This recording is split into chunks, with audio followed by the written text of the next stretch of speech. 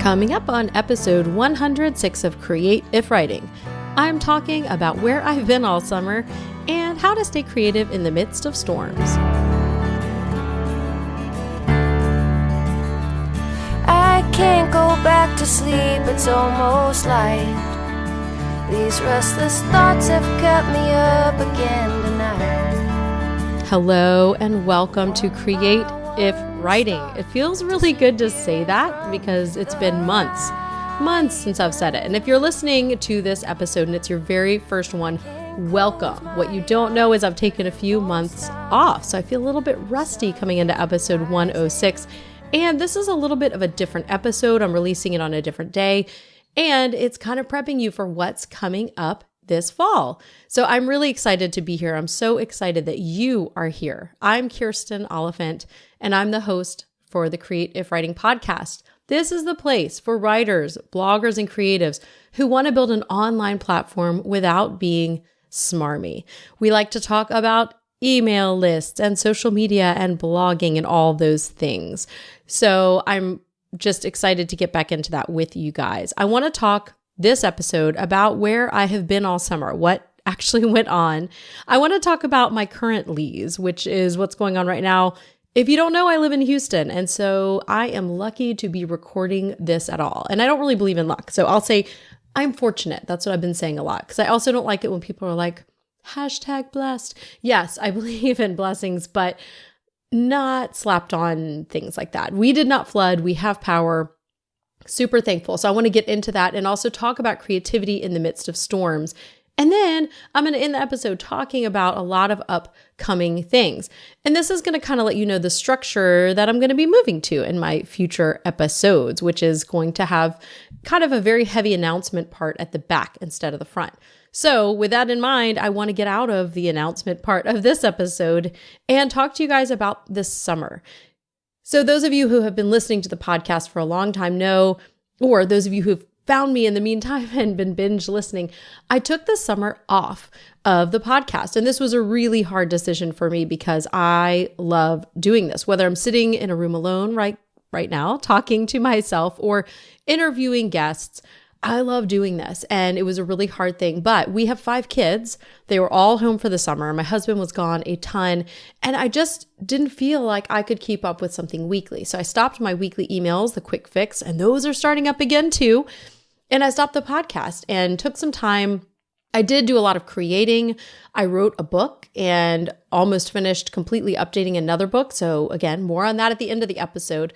But I was exercising my creative muscles, just not in the weekly content. I wrote blog posts, but I think knowing that I didn't have to have them and they didn't have to come on a Monday, they could come when I got them done. There was something really freeing about that. So let me just suggest that to you. If you ever feel stifled in your current schedule, I want you to think about whether or not you can step back from that schedule and just take some time off. Take the idea that you have to be really rigid in that and just let it go. Because sometimes, while consistency is amazing, especially with podcasts, I know I look forward to on Mondays, certain podcasts come out, and on Wednesdays, certain ones come out, and then other ones sprinkled here and there. But some of my favorite ones are Mondays and Wednesdays. And I know when they come out, and I get annoyed if they're out like Wednesday night, not Wednesday morning, because I have certain drives I take to drop kids off, and I'm ready to listen to those episodes. So I do think consistency is super important. However, there is a time where you might suffer from being too rigid and your people are going to stick with you. So I hope you guys are sticking with me. And I've been talking to a lot of you still in the Facebook community and other places. So it's been really good for me to take that time off. I got to do some of those bigger projects and I'm back refreshed and I can't wait for what's coming up. So in my current lease, we are, as I mentioned, living in Houston. And, you know, I know you probably have not missed the news wherever you live in the world. Texas, the whole coast really of Texas, almost the whole coast was hit by Hurricane Harvey. And, you know, I was actually in Podcast Movement the week before, and it started to get crazy. I started to get texts at Podcast Movement saying, "Are you coming home?" I'm like, "What are you talking about?" And they're like, "The weather." I'm like, I don't pay attention to the weather anyway, and I'm in California, and so it's 70 degrees. What are you talking about? So I started getting all those calls and messages and didn't know what was going on. And apparently a hurricane was coming. And, living in Houston, we have weathered through some hurricanes. I was here living in Houston when Ike hit, which was, about 9 years ago, because my son, who just actually interrupted the podcast recording, was just a couple months old, and we hunkered down and stayed put, and it was wild. I actually get kind of excited about things like that, and I kept getting up in the middle of the night. We slept on a mattress in our hallway, and I kept getting up in the middle of the night to go outside and try to film, which you really can't do in the middle of the night. But the trees, it was incredible. The power of the wind, these giant oak trees all around us were almost bending down to touch the ground. And so with Ike, we lost power. We didn't have power for like 2 weeks. Our street flooded, but it, receded in the next day or so. It was a totally different kind of storm. And that's a little bit like what I'm used to. You have hurricanes. Sometimes they don't come at all. Sometimes there's rain. Sometimes there's wind. You lose power. So Rob at home started getting ready. He was home with the kids while I was at Podcast Movement. He filled up everything he could with water. He bought some, non-perishable things. And when I left California, they kept urging me to leave early because I was leaving Friday night, and that's when the hurricane was supposed to hit, but they didn't cancel my flight. They sent us an email that we could move it, but I was like, I can't go home later because chances are the airports are going to close, which they did. And if I go earlier, one, I'm going to miss Podcast Movement, but also if they're telling everybody to go earlier, aren't we all just going to sit around the airport because there's not enough seats? That was my thinking. And I'm glad I did that because I flew in with no problem at like 10:30 p.m. on Friday night, and the wind was just starting to pick up. I got to go to the grocery store to get last minute things like diapers. And actually in California, before I left, I'd rented a car, for Podcast Movement because I don't feel like I've visited a place unless I've rented a car and driven around it. That's just my thing. So I drove from Anaheim, where the conference was, up the Pacific Coast Highway, which was amazing. And then stopped at a grocery store and bought like 15 pounds, literally, because I know how much my bag weighed, 15 pounds worth of like granola bars, because I knew when I came home, we might not have power and we needed food that we could just eat, even if it was granola bars. So I came home, flew into that, and no one expected what happened. I mean, in Houston, we have floods. It rains hard and everything floods and then it recedes. 16 months ago, we had a really terrible flood. Our kids were out of school for a week. Our whole street, except for our house, flooded. And, this weekend, it happened again. So, Saturday it started. It wasn't too bad. It went off and on. Sunday, we were still, we had some tornadoes touch out. We had tornado warnings about every 20 minutes. I just ignored them. I heard a lot of people talking about every time they went and got in the bathroom. And I was like, oh yeah, we could have done that too. We didn't. There were so many, we just ignored them. And by Sunday, we were I didn't watch the news every second. And again, you don't know. They say it's going to happen. It's not going to happen. Sunday, it was fine all day. And then my husband and I, at night, it started to get a little bit hairy. Like we knew parts of Houston were already flooding. Our street, our neighborhood is 2 streets essentially, 2 streets, and that's it. There's one, each one goes out to the road and then they kind of connect. So it's kind of like if you picture almost like a big U with a line through the middle of it. So the U, each top part of the U goes to like a main street, and that street always floods. And then the middle of our neighborhood, where that cross goes right through the middle of the U, that also tends to flood. But they'd done new drainage, so we didn't know what to expect. We were hoping it wouldn't get worse because, again, our house didn't flood 16 months ago. So we're like, okay, well, hopefully it won't mess things up, because across the street from us is the drainage ditch where everything goes. So when the water does start flooding, what happened before, it rushes all the way down our street. It actually last time flooded over the main street that our, U neighborhood connects to. It flooded all the way down, and we're kind of at the very bottom of the U. So it flooded all the way down and rushed down the street, but then across from us. So it kind of turned and went into that drainage area. So we just didn't know what's it going to do that they changed the drainage on the main road. So Sunday, water was in the middle of our neighborhood. So the drainage on the main road kept the water from kind of rushing over and down into the neighborhood. So the front of the neighborhood, top of the U, was dry. We're at the bottom. That was fine. But the cross street, there's another kind of drainage area kind of in the middle of the neighborhood, I guess. And so that had already flooded. So homes already on Sunday morning had water in their homes, which was just so sad to see, because those people, a couple of the families literally had just finished renovating from the flood 16 months ago, where they also flooded. So, that's what it was. And it got heavier and heavier, the rain on Sunday. And I remember my husband and I were sitting down and watching a movie. I don't even remember what movie. Oh, it was terrible. It was that Snow White and the Huntsman movie, but not the Snow White, the new one, just the Huntsman. It was terrible. I didn't like it at all. Anyway, we knew it was terrible. It was just kind of what we had to do. We were trying to pass the time because we still had power. So we started putting the movie on. When we put the movie on, the water had flooded our street and was about 10 feet up our sidewalk. And we have like a half-acre yard. We have a really big lot, and our house is very far off the street. So, it was about 50 feet away from our house. We paused the movie at some point, and it was about halfway up the sidewalk, and it just continued to rain and rain and rain. And I remember getting up about 20 minutes after we had seen that it was down to the middle of the sidewalk, and I opened the front door, and water was all the way to our porch. And in Houston, I don't know where you live, but in Houston, they build houses differently than where I grew up in Virginia. In Virginia, everybody had like a basement or some kind of crawl space under the house. Your house is a little elevated. Houston, which I don't understand because it floods, they put down a cement slab, which is a couple inches higher than the ground, and then they put your house on it. And that's kind of it. That's how the majority of homes in this entire city are built, except for like some of the old ones, which were what's called pier and beam, where they're a little bit up higher. But I don't know why they don't do that. I don't understand if it's like a topography thing and the kind of dirt. I don't know. This is what they do. So coming up to our porch meant that the water was about 3 to 4 inches in terms of like depth. Like our front door lip was 3 inches higher than the water. And Rob and I looked at each other and we were like, this is it. It's happening. Because at this point it was pouring down rain. And I'll leave links in the show notes to this, which you can find at createifwriting.com/106, to some posts I wrote on my lifestyle blog, kirstenoliphant.com. And I talked about what this was like. And I shared some Facebook Live videos, which were really hard to see because I was holding a flashlight in my phone, but it'll give you an idea. You can hardly even hear me. It's raining so hard. So we did what you do. We went around the house. Our house had been flipped before we bought it. So there's no rugs, which is nice, or no carpets, no wall to wall, but we have area rugs. So we went and picked up all the ones we could.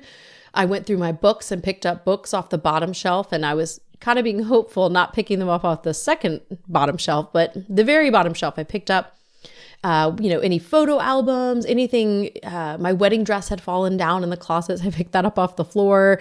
Guitars that I have, anything that had any kind of fabric or paper or anything that was on the floor, we just picked it up. I actually had to clean my whole office just to record this episode because we piled everything up kind of on I have a really big desk in here. So we did that, and we opened the door again, and the water was lapping at the lip of the door on the front and in the back. And it was rushing. It wasn't just like standing water. It was water rushing through our yard and across to that culvert. And, thinking about that right now, in the moment, my husband and I are both pretty lighthearted. We don't take ourselves too seriously. We're not super buttoned up adults, you could say. And in that moment, we were still making jokes. He was wearing a Superman onesie pajama suit that he has. And we knew it's going to happen or not. There's nothing you can do. There was nothing else we could do.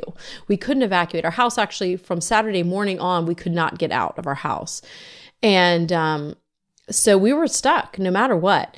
And we were making plans. We don't have a second story. We have a 3-story tree house. So our plan was, if the water really starts coming in, we're going up to the tree house. Meanwhile, up the street, our neighbors were texting us, the water's coming in. The water's coming in. You won't believe how fast the water's coming in.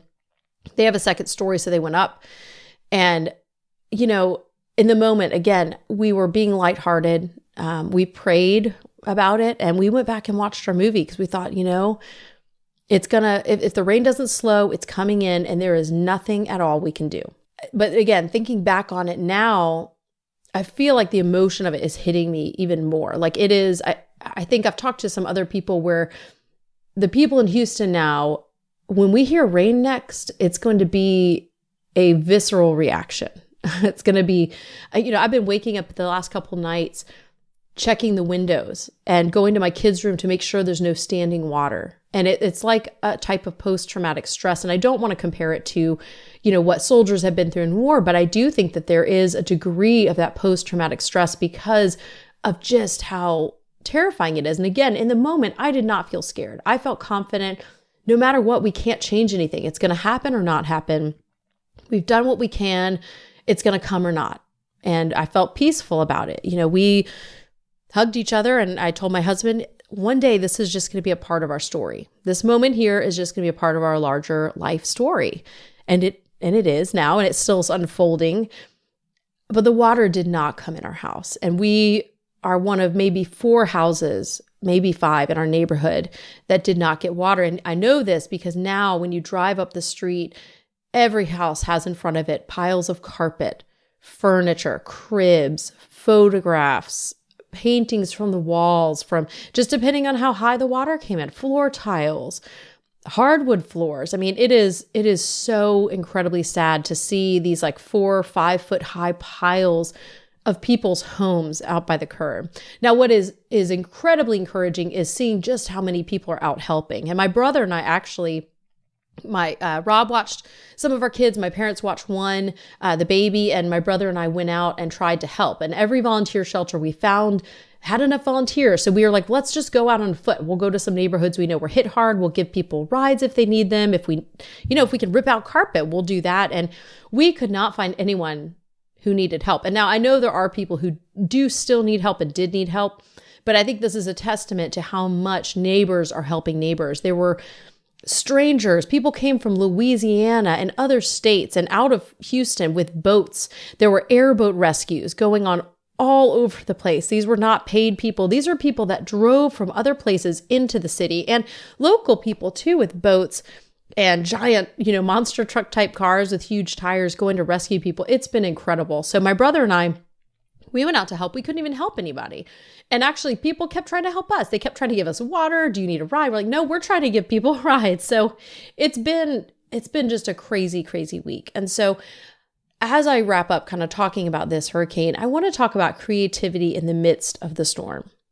So for me, I don't always process well in the moment. As I said, during the moment of the storm, I was peaceful. And I do think that's partially a God thing, partially my husband and I thing. And we did snap at each other. We had some tense moments and had to talk because, I'm a worst case scenario person and he's an optimist. So, our marriage takes some navigating. But afterwards, now is kind of when the emotions have hit me. And I went to the grocery store today. I haven't, the grocery stores have been closed and we didn't really need anything, but we were kind of running out of a few things. And so I finally got to go. And there's been lines too. That's the other thing. There's a curfew. So the grocery stores are only open for certain hours, and you go in and there's lines of people waiting to get in the store. And then you go in and there's nothing there. So today I got out and went to Walmart, and I got emotional pushing my cart through the aisles. And again, we were not out of food, you guys. We could have made it. There were just a few things. And then, of course, I went crazy seeing all the food and bought like $200 worth of groceries, which is a lot of money, but we have 5 kids, so it doesn't go that far. But I went walking up down the aisles and just started to cry. And I posted this on Facebook, and a whole bunch of other people commented that live here and said the same thing, that when they got to the grocery store, there's something about it. And part of it also is that, I know that there were floods throughout the world. Like Nepal, I think, had a really terrible one this week. And here in the US, and especially Texas, I do feel like Texas is a nation, or a nation. Texas considers itself a nation. So just throwing that out there. But the state of Texas is filled with generosity and with wealth, and just so many people have so much that when we have a flood, there's an overflow. People are giving out of abundance to each other. Whereas I know these other places in the world, they don't have that. They won't get the help we get. And they're lucky if they're going to get any help. So it made me super emotional. And when you hit these storms, we all process that differently, and creatively the same thing. For me, I want to write it out because I don't always feel it in the moment. In the moment, I might feel peaceful. And then later I realize how heavily the stress has kind of sunk down into me. And so for me, I wrote 2 posts this week for my lifestyle blog, and that's 2 posts more than I wrote last month. I mean, I really have been very, very much hands off with my Kirsten Oliphant blog, just because I've been so invested in creative writing. So that's become sort of if I want to write there, I do. And I really haven't, once a month, maybe twice a month, but definitely twice a week is more than I've written there this entire year of 2017. And I wrote a post about what it was like going through Harvey and just being here. And then also I wrote an ode to my husband in the midst of the hurricane. And I have another post I want to write. So there, for me, at least in this storm, there was so much creativity that I felt like it helped me work through the emotions. Whereas I'm not working through them so much by talking. I'm not working through them so much in like crying, except for in the grocery store. So for me, I needed to write it. But I know for some people, you just can't. And there are so many more pressing needs. And there are so many pressing needs right now that I have to step back a little bit. Like a lot of the plans I had, the book launch, I was supposed to launch a book this week. It's not going to happen because I have no childcare because school is canceled indefinitely right now for the kids. So in some ways, the creativity has to take a backseat because we have friends who have nowhere to live and they need help watching their children, which we're trying to do. We have people up our street who need help ripping out drywall. And so right now, there's just a very different focus to life. So creativity in some ways has to take a backseat. But in other ways, when I do have this nighttime or any time where my kids are asleep, I just feel like I've got to create. So it's actually making me want to do more. And that's just, I think, how I'm processing. So that may be different for everyone. And I want to just let you guys have the sort of freedom, as I was saying in the very beginning when I took the summer off. Sometimes you need different things. And in the midst of a storm, whether it's a literal storm or just, the storms metaphorically of life, you may need to create more. Maybe that's therapy for you. And maybe you don't publish everything because sometimes it felt a little weird. I will say this, to post things about the hurricane because it's really easy sometimes to, in the back of your mind, where we're all trying to grow audiences, like, hey, people might share this post and read it. And that felt like such a gross thought to me. But at the same time, I did want people to read it. But, you don't want to sensationalize or try to capitalize on some kind of current event or something going on in your life. I felt the same way when Rob's mom died. I wrote a series of posts and I really needed to write them. And, I shared them and there was a really great response, especially from the people who knew her, but even those who didn't. But it was still, every time I was about to hit publish, I had to really think about it and had this moment of sort of conflict where it was like, is it wrong to publicly share these and want people to read these when I'm talking about someone dying? And I just felt really conflicted. And ultimately I did share them. And while a part of me is always going to want more readers for my work, that's not why I posted. And so I had to ultimately know that my main goal was not like, ooh, I can capitalize on Hurricane Harvey and get more page views on my blog. That's not my ultimate reason. But in this online world, we all think about those things. So in any case, you don't have to publish it. If that feels weird to you, maybe there's a point where you're creative, but it's private, and that's okay too. But whatever you need to do in the midst of those storms, do that. Don't try to think like, oh, everybody's doing a blog post, I've got to do one. Everybody's writing a book, I've got to do one. No, you need to do what works for you. And that may be more creativity, or it may mean a dry spell for you. That's okay. I do think it's important to try to write every day, try to be creative every day, but I also feel like we are not slaves to our creativity, that it is a benefit for us. And so if you're ever feeling like you have become a slave to it, then you need to step back. So this is my permission for you in the midst of your storm, or even just your daily life, whatever your situation is right now, to do what you need to do. Don't be a slave to the idea of creativity or what you need to be doing. And it should be a benefit to you. So with that being said, I want to move into the portion of the show where I talk about a lot of things coming up. And there are a lot of them because, again, I've been gone all summer. And during that time, in addition to working on books and some big projects, I wanted to kind of think about my business and this podcast and what it's going to look like. And I don't know why I thought I have an answer, because I think I tend to be someone that processes in the moment. So I don't have full answers, but I do have some more clarity for you guys. So here are the things that are coming up, things that you need to know. So don't stop listening, because these are important. They're going to impact you. It's what I'm going to be giving to you in this next season of creative writing. So as I mentioned, I've got 2 books coming out. I am updating my book, 31 Small Steps to Grow Your Blog. And I'm really excited about this update. It's a fantastic book, and I'm actually going to have a special on the course that goes along with it, which came out of my summer school classes, and that's called Blog Growth Boost. And it's a really great class that has, content from me, content from interviews that I did on SEO and blog traffic, and is really a fantastic companion course to the book. So that's coming. And then I also have a book called Creative Collaborations, which is all about the unique ways that you can partner with other people, get in front of their audiences, and not be smarmy about that. Because if you guys are like me, you're getting emails, and if you're not, you will be, from people every week who want to write a guest post or put their infographic on your blog, or who want to do things that you don't even know them, and it's a weird ask. So I'm going to talk specifically about how you can ask even people you haven't connected with, but also some good ways to ask, the headspace you should be in. And then in the book, I've also got tons of examples of ways you can collaborate.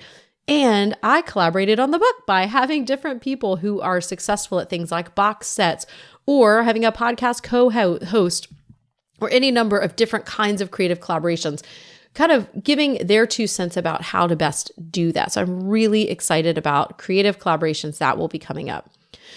Those are 2 kind of just one-time things coming up. But the podcast, here's what's going to go on with that. I'm going to be having my Monday episodes returning starting next week, which I can't wait for. So that's going to be September 4th. The first main episode is coming out, episode 107, and I'm going to be doing a 4-part series on why your audience isn't growing, and I'm very excited about that. Interviews will return, but my kids are, again, out of school indefinitely, and I don't know why people don't want to record at midnight, which is when I can record. So yeah, we'll have interviews coming. I've got some great guests coming up, but it'll be a little while for that. Quick fix. My weekly email is going to come out Fridays, again, starting next week. I might send out kind of a preview email this week, but next week you're going to get the quick fix. Something different that's going to happen. I am going to send everyone on my list a Monday email just to say, hey, the podcast is up. Here's the link. It's going to be short. It's going to send the link. Because what I've realized is that a lot of people who are on my list have come through different channels and don't even know that I have a podcast, and don't listen or aren't reading these posts. And I'm giving a lot of great content in these episodes, and especially in the show notes as well. I don't do a transcript. I don't just do like bullet points. I do a full meaty blog post that goes along with these episodes. So I'm going to be sending out a link on Mondays with that to everybody. And, I know that sending 2 emails a week is kind of a lot, and people might go crazy and leave my list, and that's okay. And the reason that it's okay with me is because I want people who are on my list to be my super fans. And if they're not, it's not that you can't listen to the podcast. You may be listening and not even on my email list. That's okay. But my email list is for my super fans. And I would rather have a smaller, engaged list and lose some of my people because I'm emailing twice a week, gasp, than to have giant numbers and nobody opening and nobody caring. So that's kind of the direction that I'm going. I also have a really interesting thing that I'm doing. If you use Facebook and would like a notification on Facebook when I have new podcast episodes out, you can actually subscribe via Messenger. And I talked in a blog post this summer about Facebook bots, and this is through a bot called manychat.com. And if you don't know what that is, you don't need to know tech to do this. Basically, if you go to creativewriting.com, you will see a yellow announcement bar up at the top, and it just shows you, it says, hey, want podcast episodes via Facebook Messenger, click here. All you have to do is click there, follow the directions, and what will happen is every time I publish a new episode, you're going to get a little chat box that's going to open up and give you that episode. Now, I'm not going to use Facebook bots for evil. I'm not going to send other communications. Email is for that. But I'm testing this out to see if some people really want that notification, like just a reminder, like, hey, it's Monday, the episode is up right now. So that's going to happen if you want to try that out. And you can also unsubscribe from that anytime by saying stop. You just type it in there. But I created like this little automated, I call it the Kiki bot. You'll get to see what it looks like if you go sign up through that. So that's kind of the email communications you guys are going to get. Now, this is a big one. Last year, I launched a membership site, and I have about 30 really amazing people in there. But for a few reasons, mostly due to my sort of neuroses, just feeling, again, like sometimes things just feel burdensome to you. The people in there don't feel burdensome. But for me to feel like I'm asking for people to pay me monthly, I feel like I need to be creating all this new content and doing all these things. And actually, I think that just overwhelms them, and it definitely overwhelms me. So what I decided to move to is the Patreon model. And a lot of you, if you're podcast listeners, you hear people talking about Patreon. I actually launched Patreon like a year ago, and then just was sort of embarrassed to talk about it. And then no one signed up. And so it was really weird to keep talking about it. And you'd go there and there was like one person pledging $1 per episode. And I was like, gosh, I just can't tell people about this. It's embarrassing. So I stopped, but I went back in and I updated my Patreon to have different membership rewards that are basically the same things that my members were getting. And just now it's going to go through Patreon. So if you don't know about Patreon, it's basically kind of like a sponsorship type of platform where you guys can sign up automatically on Patreon to sponsor episodes. And it works. There are different levels of the sponsorship, and I'm going to kind of tell you guys what they are so you'll know really briefly. So what I'm doing is I've got these different levels for Patreon. You can pledge as little as $1 per episode, and as much as you want, really. But the highest, I've got 5 levels. The highest level right now is $10 per episode. I only do 4 episodes a month. If I go over and do 5, I will not actually have you guys pay for that. So I can actually have that work through Patreon where I say this episode's not paid. So there are 5 levels and there's different rewards. And what that's going to include, I'm going to tell you guys some of those benefits. And basically all of my members that are already there, those 30 people, are going to move into this instead of having a membership site and having all that built out. But there's going to be some cool rewards that'll translate over. So here's what you can get if you sponsor me on Patreon.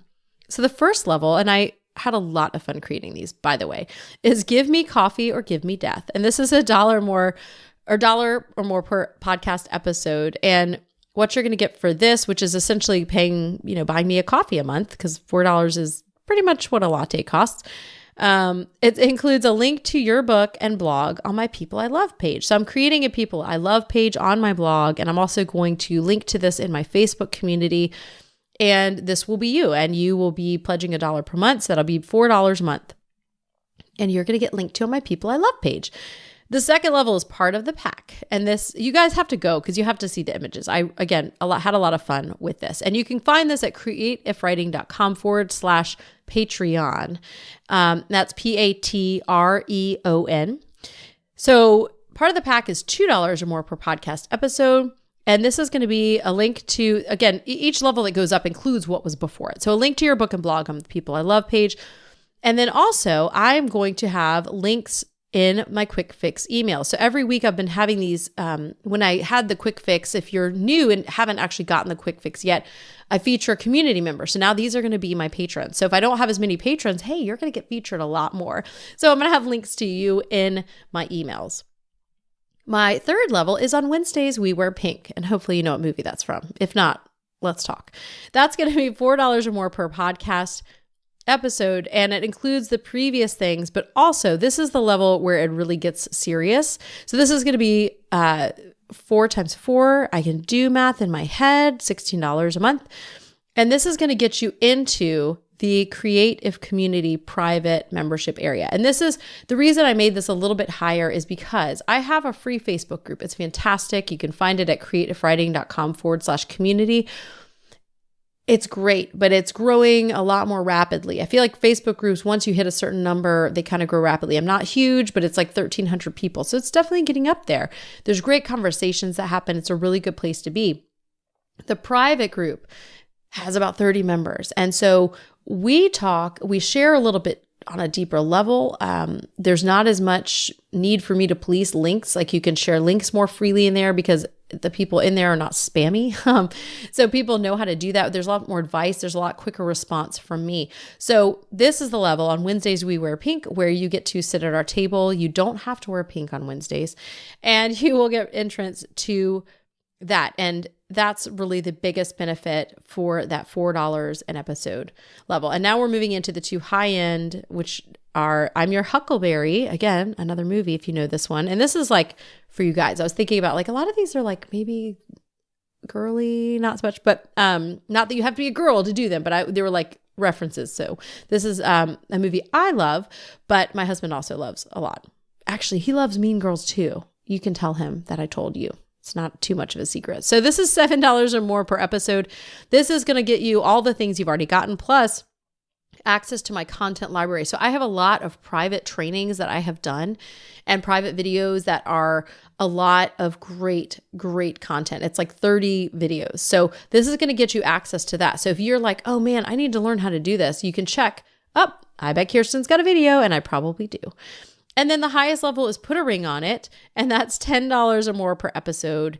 And this is going to have all the things before, but also access to the current courses that I have created. So this is the Foundation Series, which is a $50 course, Own Your List, which is a $300 course, and Should You Start a Podcast, which is, I'm trying to think how much I have that listed. It's either a $30 or $50 course. So you're going to get all three of those courses, the video tutorials, links in the emails, links on the blog, and entrance to the private community. So again, you can find all of these at createifwriting.com/Patreon. And again, the reason that I'm doing this is sort of a different kind of way to do a membership model that makes me feel a lot better. And also it allows people who are like, I want to support the podcast, but I don't want to buy in to some like $20 a month membership. I don't need all that content, that they can come in. You can come in at as low as $1 a month to support the podcast. So if you love the podcast and the content you're getting, and you have $1 a month, or no, $1 an episode to put in here, which is essentially a coffee a month, then that will allow you to do that. And it makes it really easy for you to do that, because that's what Patreon is about. So I'm really excited. It kind of makes you guys partners with me in creating this content. So I'm super excited. That's kind of my last big thing. I have, a lot of things still up in the air, and depending on what happens with the hurricane and recovery, I'll know more. But I've been thinking about doing some local events and maybe even a retreat next year. The idea of that makes me so excited, but also terrified to plan that. So we may be doing some local events here and there, and I've got some really great guests coming your way. I'm not going to make any promises because I don't even have a recording schedule right now, because again, children home indefinitely. Parents who don't homeschool, I know you feel me on this. Children home indefinitely. And God bless you, parents who do homeschool. So that is a lot of information for you guys. A big episode diving back into the podcast, episode 106, with a lot. So you can find any links that I mentioned here in my episode, createifwriting.com/106. You can join the free community by going to createifwriting.com/community, and you can support the show and check out my levels and my really fun graphics by going to createifwriting.com/Patreon. Now, if you want to get updates about all of these things, which you do, you can go to createifwriting.com/quick fix. And that's going to be a place for you to subscribe. You'll get my Friday emails. You'll get the Monday updates about the podcast episodes. And you want to know because I've got some books coming out. I'll be having special prices. You don't want to miss them. So definitely get on the list to get the updates. Okay, 40-minute long episode we're coming up on for my first solo episode back. Holy moly. I'm so glad to be back. I'm so glad you're listening. If you ever want to reach out to me, you can find me, kirstenoliphant@gmail.com or at KikiMojo on Twitter. I'm so happy you're here. I'm so happy to be back. And I hope you have an inspired week.